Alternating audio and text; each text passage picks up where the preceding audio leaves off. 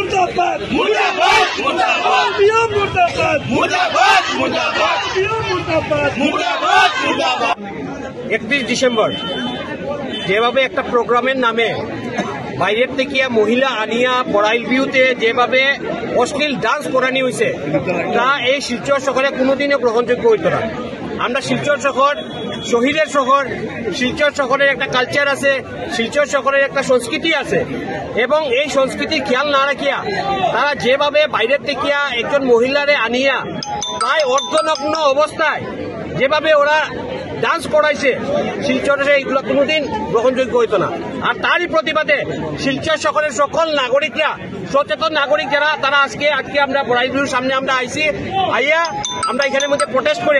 এবং আমরা যারা বিভিন্ন এনজিওর মহিলারা আছেন, যেহেতু মহিলারা এইরকম ভাবে খারাপ ভাবে বিবস্ত্র করিয়া প্রায় বিবস্ত্রই কইতে গেলে করিয়া যেভাবে নৃত্য করে নিয়েছে, তাই সব মহিলারা আজকে শিলচর সদর থানাতে বড়াইল ভিউর প্রশাসন, অ্যাডমিনিস্ট্রেশন এবং মালিকের বিরুদ্ধে এফআইআর করা হয়েছে।